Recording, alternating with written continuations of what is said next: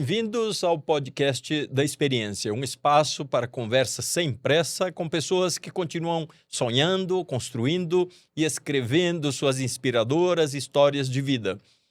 Neste podcast, a experiência é o currículo. E a experiência não falta com esta segunda parte de uma entrevista com Marcos de Araújo, que tem nos dado uma série de histórias maravilhosas para assistir na primeira parte. Nesta segunda parte, vamos começar exatamente onde paramos na primeira, que ele estava nos contando que depois de uma fase muito difícil, passando muitas dificuldades, recebe a visita de um conhecido que lhe dá uma oportunidade e quando ele vai para a entrevista, ele chega atrasado, tinha perdido o ônibus. Como que é essa história, Marcos? Não foi entrevista, eu tinha perdido o ônibus para ir para a faculdade. Para a faculdade. Para a faculdade. É. Então eu tenho que retornar porque eu não fui à aula. E eu volto espraguejando. Cara, tudo dá errado para mim, não sei o quê, aquela coisa toda. E por conta disso, eu consigo falar com o Guimarães, que ele ficou me aguardando em casa.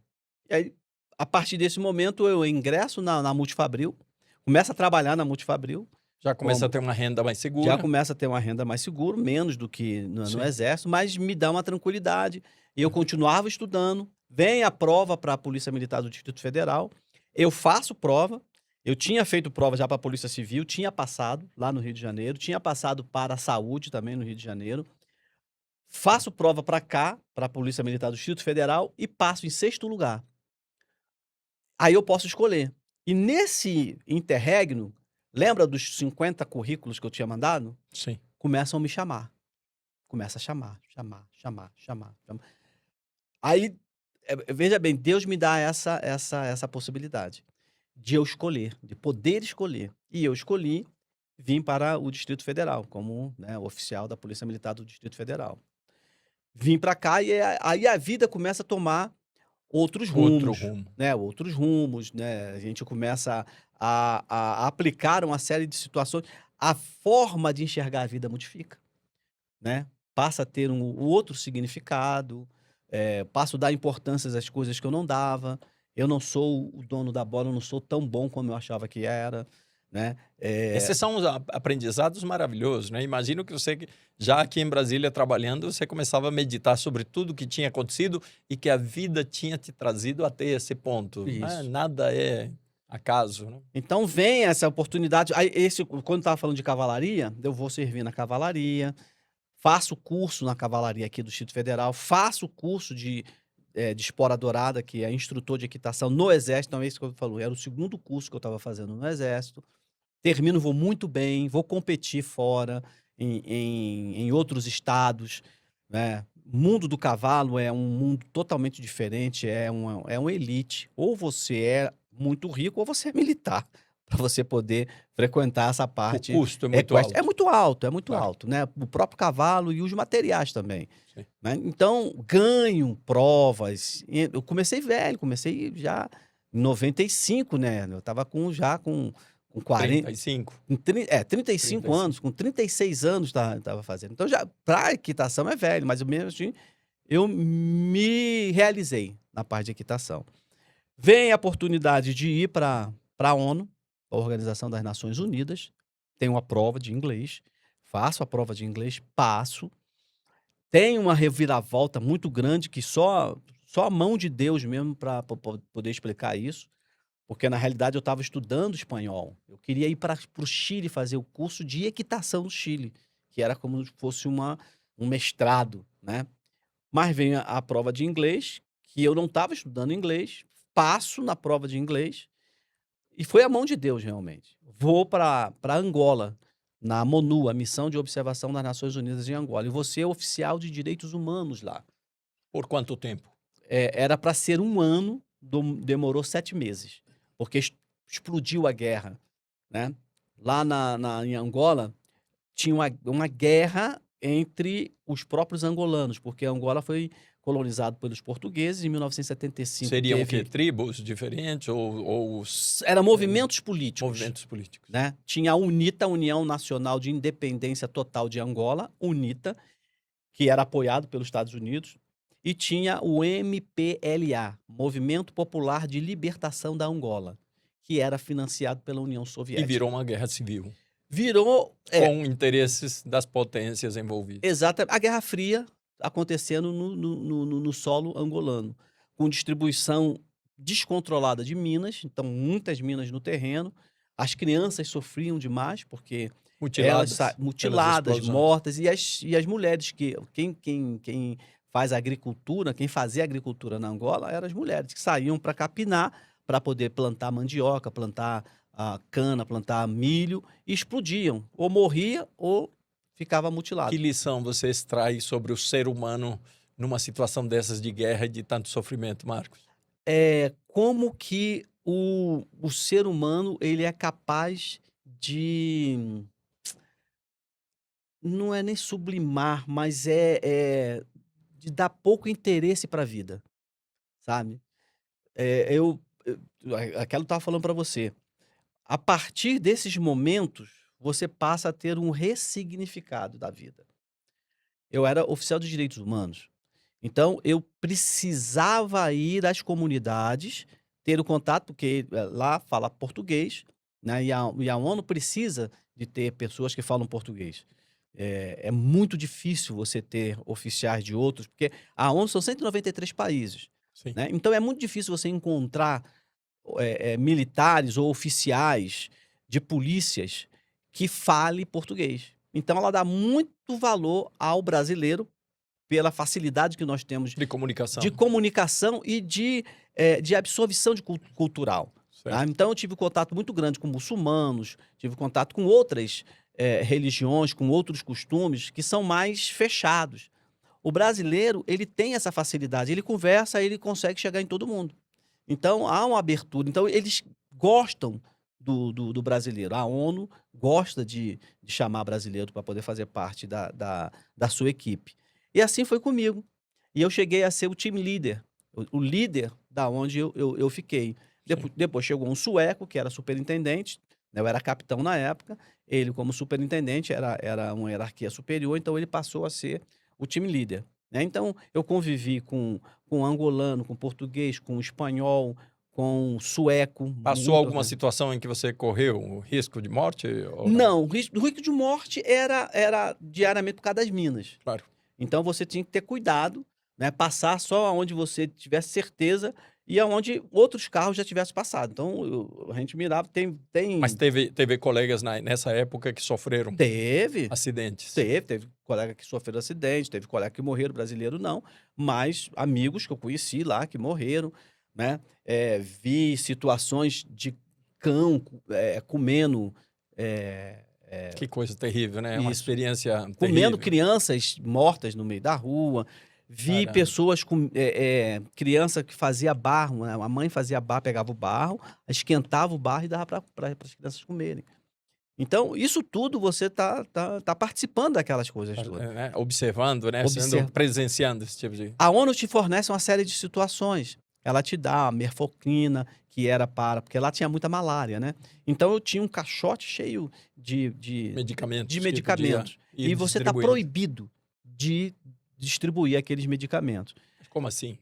Porque é para você. Você não pode distribuir, porque se você começa a distribuir, daqui a pouquinho vai ter gente que vai vender, vai comercializar, né? Então você não pode. Aquilo a ONU te dá para você, você não pode. Não, nem me conte como que acontecia isso, que amanhã depois vão te acusar de que você beneficiou alguém ou ajudou uma pessoa e não deveria, Não, né? mas Infelizmente. já tô reformado, já tô fora do... Não tem... E ajudei sim, ajudei, porque eu encontrei lá uma missionária, né? Vera Lúcia Rissato, que era uma missionária da presbiteriana brasileira. Por acaso a gente se encontrou, né? E foi uma história muito bacana, né? Eu vou resumir aqui. Eu era batista na época, né? Frequentava a igreja batista, e ela, presbiteriana, me levou na casa de um pastor batista. A gente conversou e ficou de eu ir no domingo, no culto lá. Era uma coisa bem simplesinha, sempre.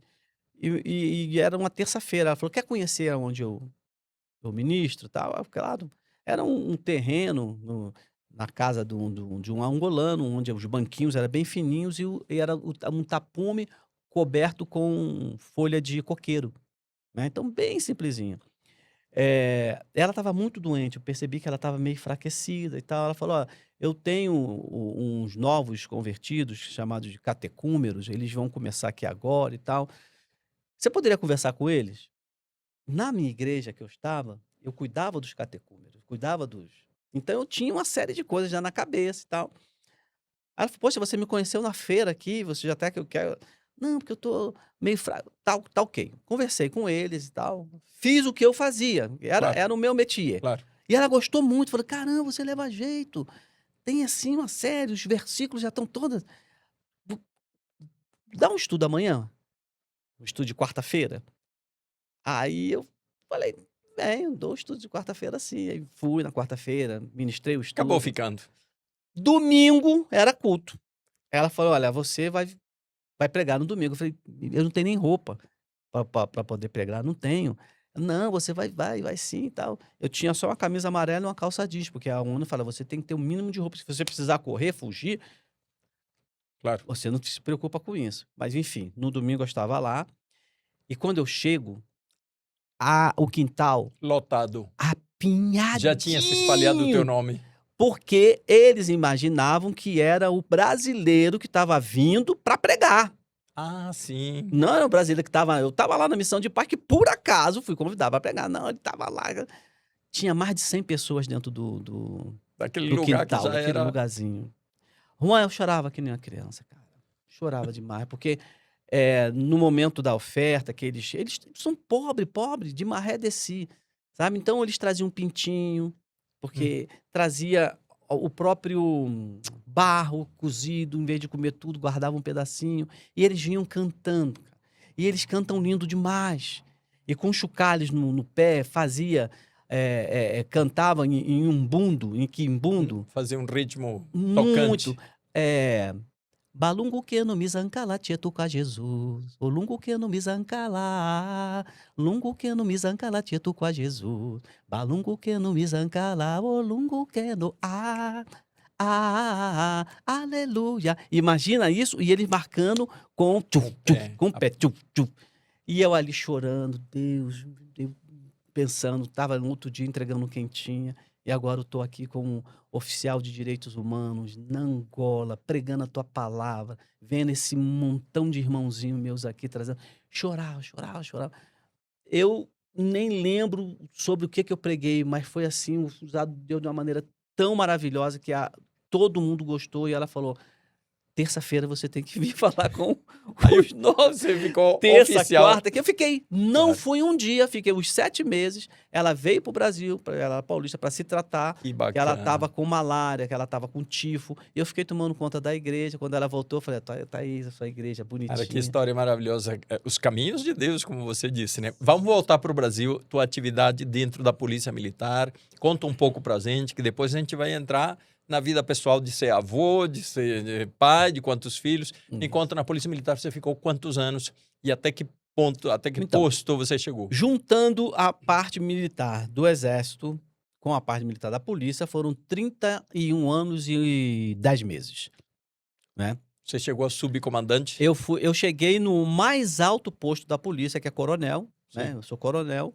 e cheguei a subcomandante-geral, que é o número 2, né? Sim. Eu cheguei no segundo ponto, politicamente falando, mais alto também da carreira. Então, Como foi essa experiência de liderar uma tropa tão grande? Porque nesse momento a PMDF tinha quantos integrantes ativos, digamos assim? Tinha para mais de 16 mil. Como foi essa experiência de comandar essa turma? Porque como eu já vinha comandando, né, como tenente, como capitão, como major, né, quando eu chego a essa situação, na minha cabeça estava simplesmente o seguinte: é servir. A coisa mais importante é servir. Você é colocado ali para servir. Não é para você se engrandecer. Então, tudo aquilo que eu tinha aprendido lá atrás, né, eu cheguei como segundo tenente no Exército, muito jovem, ganhei muito dinheiro, aquela coisa toda, e achava que era o tal, né? Como coronel, eu cheguei à conclusão, já tinha chegado à conclusão lá atrás, como capitão Aprendendo mesmo, com a vida. aprendendo com a vida, de que a coisa mais importante é você servir. Depois disso, eu ainda trabalhei no governo. Fui secretário, eu fui chefe de gabinete do ministro da Educação e depois fui secretário especial de articulação social. Eu fui para a COP27. Eu representei a Secretaria de Governo lá no Egito, né, em Sharm el-Sheikh, dando a palestra em inglês. Então, Deus me levou para lugares que eu não imaginava, como, né, olhar saindo de Olinda com uma família bem simplesinha, negro, sem ter um background grande, né? Chegar a ser coronel da polícia, chegar a ser subcomandante geral. Qual era o pensamento que te vinha quando você lembrava nesse momento dessas elucubrações mentais, pensando no teu pai, na figura do teu pai, dizendo, pai, ele já tinha falecido, talvez? Já tinha falecido, meu pai A que faleceu em mensagem você 2001. mandava, digamos assim, mentalmente? O que era de agradecimento por tudo que meu pai, a Te minha proporcionou mãe, e te estimulou. porque o que nós somos, os seus rebentos, né? Nós somos rebento deles, nós somos o prolongamento. Então, o que eu peço sempre a Deus é que a influência que meu pai e minha mãe tiveram sobre mim, que eu possa ter para os meus filhos também, né? Minha avó Petita, foi aprender a escrever o nome dela com 70 anos de idade, no Mobral, Movimento de Alfabetização Brasileira. Mas minha avó era uma mulher de fé, ela, quando não tinha mais nada para falar, ela batia o pé no chão e falava, segura na mão de Deus e vai. Eu ouvi isso várias vezes, ela falando pro meu pai, das dificuldades que o papai estava no emprego, né? Ele tinha que aturar, porque ele é uma família numerosa, ele tinha que levar comida, ele tinha que dar educação, de comprar livros, aquela coisa toda. Ele segura na mão de Deus e vai. E isso ficou na mente, sabe? A coisa mais importante é você ter palavra, é você ser digno, é você ser melhor do que você mesmo. Não é competir, Claro. né? É você ser melhor amanhã do que hoje. Ser melhor hoje do que ontem. É você mesmo. E ter na cabeça o seguinte, Deus te colocou e nos melhores lugares, não é para você se ufanar, é para você servir. Nesse panorama todo, depois dessa, ou além dessa experiência, ou sendo militar, galgando todos esses postos, tendo todas essas experiências, você ainda assume outras profissões. Foi ser advogado, foi ser escritor, foi ser palestrante. Fala rapidamente sobre esse panorama, que depois entramos na vida dos filhos e da neta. Isso. Me conta um pouco essas atividades, como que a advocacia, existiram na tua ela vida. veio depois de eu ir para a reserva. Sim. Né? Fiz direito, né? E durante esse período na vida militar, durante muito tempo, eu atuei na área jurídica. Né? Eu fui juiz militar, inclusive. Certo. Então, me especializei nessa parte de justiça militar, de direito penal militar, processo penal militar, dei aula na academia a esse respeito. E quando eu fui para a reserva, dei a continuidade sendo advogado. Claro. Né? Então, é uma atividade muito bacana, a advocacia. Mas o que me chama mais atenção, o que me prende mais é a sala de aula. Onde nós nos conhecemos, né? Sim, é verdade. Dividimos turma, inclusive. É verdade. Da mesma matéria. Na né? mesma matéria, de direito administrativo, né? Direito administrativo. Direito administrativo. Nos cursinhos, em faculdades. Então, até hoje eu dou aula na Academia de Polícia Militar, que é o Instituto Superior de Ciências Policiais, que eu ajudei a montar, inclusive. Isso me dá uma satisfação muito grande. E aí tem os livros. Quantos livros até agora, Marcos? 5 livros. 5 livros. 5 livros, né? Nós lançamos o último livro agora, eu fui coautor e organizador, co-organizador. Correto. Geopolítica, governança criminal e segurança do Estado. É um livro de 23 pessoas profissionais de segurança pública, o que tem relação com segurança pública, escrevendo sobre o crime organizado. Correto. Né? Então, hoje nós temos, segundo a Secretaria de Segurança, o Ministério da Justiça, 88... Que editora, Marco, para quem está nos assistindo, possam procurar? A editora é Proconsciência, a editora nossa, minha e da minha esposa. Perfeito. Né? A editora Proconsciência, esse livro já está na Amazon, está na editora Proconsciência. Fala de novo o nome do livro, para que alguém se vai procurar pelo nome. Governança, geopolítica, governança criminal e segurança do Estado. Perfeitamente. E lembra da referência Marcos de Araújo, que aí com esses dados vocês vão encontrar. Se botar lá www.proconsciência.com.br, vai aparecer os livros que nós temos. Então, a gente já fez lançamento de livros na Índia. Esse Governança Criminal, esse Geopolítica, nós fizemos lançamento em Portugal, na Feira do Livro de Portugal. Agora recente, Agora inclusive. recente. Sim. Fizemos lançamento lá. Desculpa. Fizemos lançamento também no Porto. Fizemos lançamento na Espanha. Enfim. E fizemos lançamento aqui no Distrito Federal. Sim, eu estive, inclusive, presente nesse lançamento. Marcos, vamos lá para os filhos. Quantos filhos? Neta? Eu tenho 3 filhos. Eu tenho 3 filhos. Marcos de Araújo Júnior está com 38 anos, 39 anos. Eu tenho o Tiago, 37 anos, trabalha no Correios. E eu tenho Luana, com 17 aninhos. Caçulinha. A minha caçulinha. E uma neta. Lara. Na mesma idade da Luana. Na mesma idade da Luana. 17 um pouquinho mais anos. novo. Como que foi essa experiência, rapidamente, de ser pai? Como que foi aquele momento da chegada dos filhos? E também, comparando isso no momento que a neta chega, como que foi? Você conseguiu pensar que houve uma diferença quando eram os filhos? Né? A gente não está esperando, ou quando está esperando vem, mas é uma emoção, e a emoção da chegada da neta. Conta pra nós. Vai te dando experiência, né? Porque o seu primeiro filho, você... Que idade você estava quando teve o primeiro filho? Meu primeiro filho, eu tinha 25 anos. Bem jovem. 24 para 25 anos, né? Como eu faço um ano no final do ano. Sim. Né? E ele nasceu no início do ano. Sim. Então, pedia para passar álcool, né? Passa álcool aí na mão aí para segurar no filho. Você pedia? O primeiro filho, né? Já os outros você vê que não precisa nada disso, você já está mais tranquilo, você já tem mais experiência, mais quilômetro rodado. E a netinha? Né? A neta, então, quando chegou a neta, eu não estava preparado para ser avô. Pô, mas quem está preparado para ser avô? Mas é uma experiência muito bacana você ver a sua filha e a sua neta quase da mesma idade, porque era o meu segundo casamento com a Lívia Borges, né? Eu sou casado com a Lívia, uma psicóloga, escritora. Sim. E a Luana veio para nos ensinar também, porque a Luana veio com síndrome de Down. Sim. Né? E ela nos ensina todos os dias. Todos os dias. Essa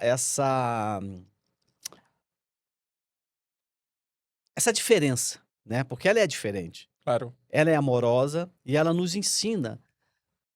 E ensina também as outras pessoas, porque a inclusão não é do ponto de vista só da pessoa que tem a deficiência, mas a inclusão é a preparação para você que se julga típico, você poder entender e se limitar nesse sentido. Mas pelo que você me conta, e eu conheci a Luana, ela é muito ativa e muito inteligente e especialmente gosta de livros. Gosta. Eu me lembro quando eu fui visitar você a primeira vez, eu levei um livro de presente e você falou, poxa, você trouxe exatamente o que ela mais gosta. Que bacana isso. Isso, porque ela nos vê sempre lendo, né? A gente está sempre lendo. Então, ela sempre nos vê lendo.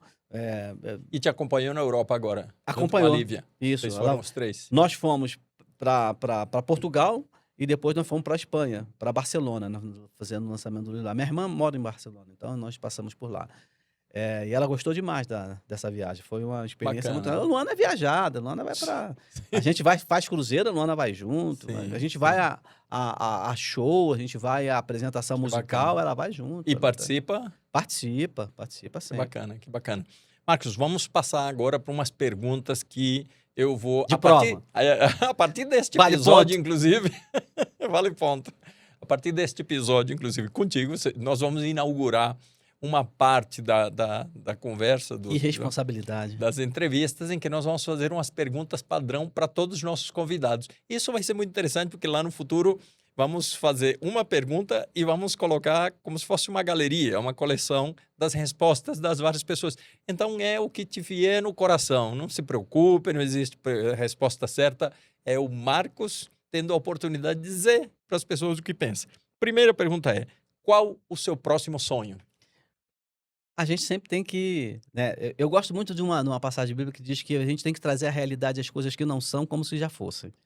Então, o meu sonho é ter um envelhecimento saudável, poder passar, ver os meus filhos bem criados, né? Os filhos são a herança do Senhor e o fruto do ventre é o seu galardão. Então, ver os meus filhos bem criados e poder ser um instrumento.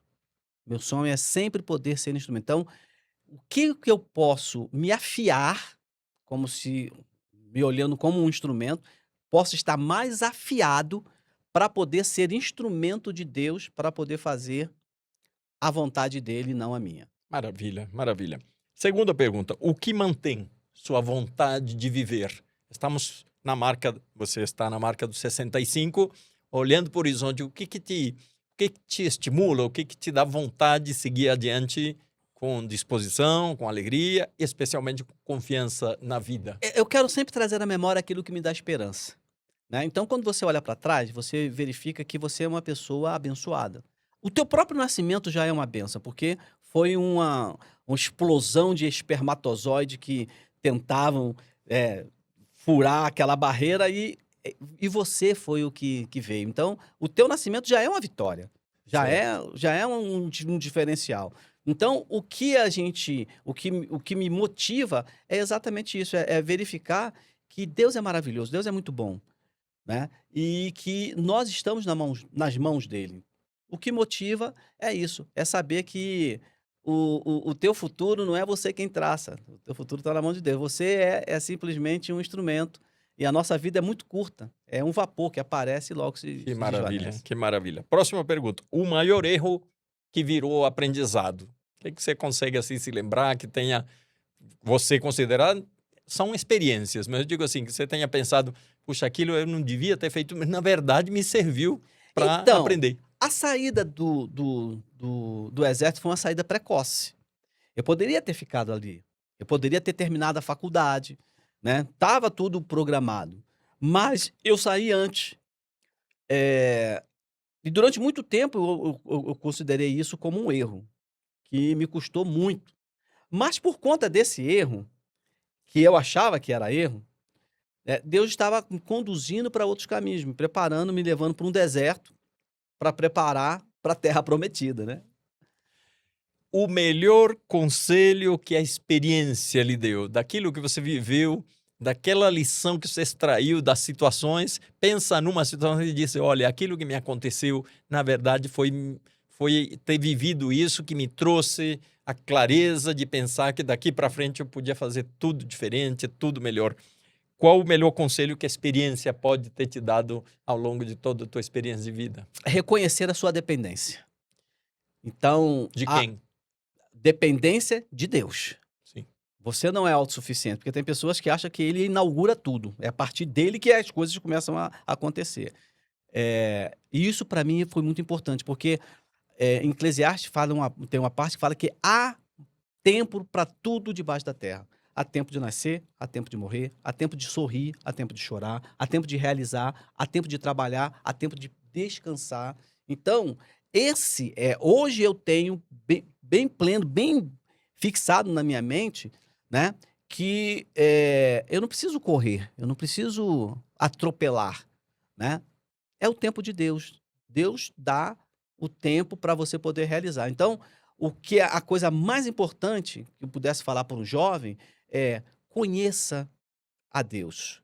Isso, pegando esse gancho, Marcos, o que você diria para um jovem de 20 anos hoje, que tem esse universo de tecnologia, de situações, de experiências, o que da altura dos seus 65 anos, diria para esse jovem de 20 anos procurar que a vida seja o mais produtiva possível, para quando ele chegar aos 60, aos 70, ele possa dizer que boa história que eu percorri. Dá um conselho para esse jovem de 20 anos. Jovem, um conselho para você: aprenda não somente contigo, mas aprenda com a experiência dos outros, tá? Porque você pode ser jovem, mas essa juventude vai passar. E tem pessoas que já passaram por onde você está. E tem pessoas que têm um conhecimento muito mais elevado do que você tem. Então aprenda com essas pessoas. Leia bons livros, leia a Bíblia, aproxime-se de Deus, tenha humildade. Pessoas foram com você, só está aqui hoje porque alguém fez um trabalho lá atrás por você. Reconheça os seus pais, reconheça, ainda que você não concorde com eles, mas honre seu pai, honre a sua mãe, Seja, né, uma pessoa grata, tenha gratidão no seu coração. E saiba que o que nós vamos plantar amanhã nós não vamos colher amanhã, precisa ser plantado hoje. E o que você está colhendo hoje, você plantou ontem. Podemos escolher o que plantar, mas não podemos escolher o que vamos colher. Que maravilha de lição, Marcos. Uma última pergunta. Como você cuida da sua saúde hoje? Então me diz, como que você cuida da saúde física, como que você cuida da saúde mental e da saúde espiritual, digamos assim? Me Bem, conta. da saúde física eu faço os exercícios que precisa ser feito, né? Que tipo de exercícios você faz? Eu faço Krav Maga, Certo. eu pratico Krav Maga há 13 anos, né? Eu sou faixa marrom de Krav Maga. É uma defesa pessoal israelense maravilhosa, muito bacana. Recomendo até para você mesmo e para as outras pessoas que estão nos ouvindo. Na alimentação, eu procuro ter uma alimentação equilibrada, sem exageros. Sigo muito a orientação da minha esposa, porque ela que cuida dessa parte, Sim. né? Um abraço para a Lívia, inclusive, que está nos assistir aqui nesses episódios. Isso. E na parte espiritual, né? Eu procuro ler a Bíblia todos os dias, né? Já fiz a leitura completa da Bíblia 10 vezes e me proponho a sempre estudar a palavra de Deus, porque ela que é a luz, né, para os nossos caminhos, ela é a lâmpada para os nossos pés, e ter um relacionamento com Deus, pedir sempre a Ele sabedoria, né, para poder fazer a sua vontade e ser instrumento na mão deles. É essa a minha... Eu sou diácono da Igreja Presbiteriana. Que maravilha.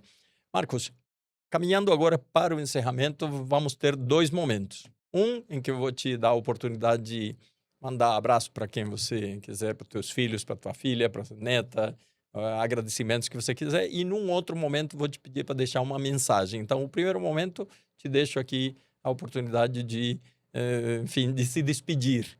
Pode ser olhando para cá, olhando para a tua câmera 4 aqui. Bem, vou me despedir de você, que Sim. faz tempo que a gente não se vê, né? É verdade. Tem mais de 2 anos que a gente não se vê. Um verdade. amigo, um irmão, Sim. né?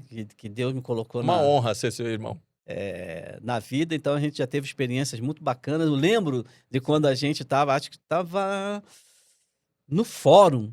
Eu convidei, Sim. vamos fazer doutorado.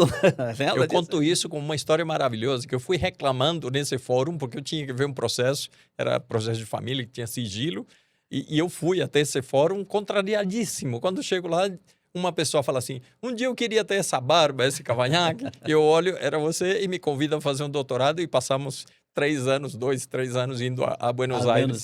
Passávamos 15 dias lá em apartamentos de temporada, moramos uma vivência maravilhosa. Em Recoleta, em San Telmo. Fazia você caminhar horrores em Buenos Aires. Com uma orientação maravilhosa, né? Esse camarada, ele tem uma orientação muito boa. Então ele saía do... Marcão, nós vamos pra onde? Pra lá. Não, pra cá. Maga, é pra cá. Eu falei, não, mas se a terra é redonda, eu vou chegar lá, né? A gente vai... Eu me lembro que uma vez fizemos isso na saída de um mercado e você dizia, não é problema. Eu falei, não, nossa casa é aqui, né? Mas sim, fica à vontade aí, continua. Então, e agradecer, né? Agradecer a Deus pela família, né? A esposa maravilhosa, Lívia Borges, eu te amo. Luana, amo você. Você é muito importante para mim. Ao Tiago. Isso, então já emende para todos os seus filhos. Isso, ao Tiago, a Marquinho, a Lara, né? Minha netinha. E a família de uma maneira geral. A família é o esteio, né? A gente tem costume de se reunir. Hoje a minha família está espalhada para vários lugares, né? São Paulo, Rio de Janeiro, Barcelona, Flórida, Boston, aqui em Brasília. E a gente combinou de reunir toda terça-feira, né? Ontem foi esse dia, de a gente se reunir para poder conversar e poder orar um pelos outros. Então a gente tem feito isso regularmente e a família é muito importante. Então valorizar a família, sabe? Valorizar esses momentos importantes que a gente vai... Com 65 anos você verifica que, como eu falei antes, né? A gente tem mais história para contar do que vida para viver. Muito, muito legal, Marcos. Agora, justamente emendando com isso que você está falando, essa unidade familiar, essa preocupação, deixe uma mensagem imaginando que daqui a 30 anos, você certamente ainda estará vivo, mas vai que não está mais, mas daqui a 30, 40, 50, porque esses momentos na internet vão se eternizar. Imagine você olhando nos olhos dos seus filhos, da sua neta, e que seus bisnetos, enfim, aqueles que vão ficar e que vão poder assistir esse episódio daqui a 30, 40, 50 anos, e vão te assistir dizendo: aquele era Marcos de Araújo e estava olhando nos meus olhos e deixando uma mensagem do que ele queria para nós, o que ele esperava de nós, que conselho ele nos daria. Olha para a tua câmera aqui e diga para eles com o coração o que você gostaria de deixar como legado para eles. Eu vou deixar para um legado o que Davi deixou, um legado também para os filhos dele. Para a nação, de uma maneira geral, né? Que ele tinha um coração muito agradecido a Deus. Davi não era perfeito, ele pecou, mas ele foi reconhecido como um homem segundo o coração de Deus. Ele disse mais ou menos assim: Tua, Senhor, é a magnificência e o poder, a honra, a glória, a majestade, pois teu é tudo, quanto há nos céus e na terra. Teu é o reino, e tu te magnificaste como chefe sobre todos. Riqueza, honra, glória vem de ti, tu dominas sobre tudo, em tuas mãos há poder, e tu é que dá o engrandecer. E da nossa parte, Juan, o que a gente tem que fazer é ter um coração engrandecido, agradecido, né? E dizer: graças te damos e te louvamos, o teu glorioso e o teu precioso nome. E se a gente fizer isso, os meus filhos, meus netos, vocês que estão nos ouvindo, a gente pode ter certeza de que um coração engrandecido e um coração contrito agrada a Deus e a gente vai ter uma vida muito, muito, muito, muito frutífera na terra. Fica aqui o meu recado, né, dessa situação, e muito obrigado, Juan, por ter me convidado. E foi muito gostoso, passou muito rápido esse tempo. Eu que agradeço, Marcos, essa excelente oportunidade da gente registrar essas histórias, e essas histórias nem sempre existe a oportunidade da gente contar. Por isso que é tão interessante o podcast, que eu dizia para você antes de começar a gravar, que a gente vai registrar histórias que vão ficar na internet por toda a quantidade de tempo que a gente imaginar, e isto está se perdendo. Esta conversa não é inteligência artificial, esta conversa não é produzida com mecanismos automatizados, esta conversa é real, com pessoas reais, histórias reais, vividas, experimentadas, e a partir delas, com as lições que conseguiu cada um de nós extrair. Te agradeço imensamente pela oportunidade. Tivemos aqui então essa parte 2, assistam a parte 1, de mais um momento de conversa com histórias maravilhosas, grandes aprendizados. Espero que vocês tenham gostado, e se gostaram, indique, compartilhe, curta, forneça essa informação para outras pessoas e que possam aproveitar estas lições maravilhosas. O Marcos trazendo aqui umas lições de pensando no lado divino, que são extremamente importantes. Acesse nossas redes, a nossa página de internet www.podcastdaexperiencia.com.br. Lá vocês poderão encontrar nossas redes sociais e assim tomar conhecimento de todas as entrevistas que já fizemos até agora e as próximas que virão. Até um próximo encontro.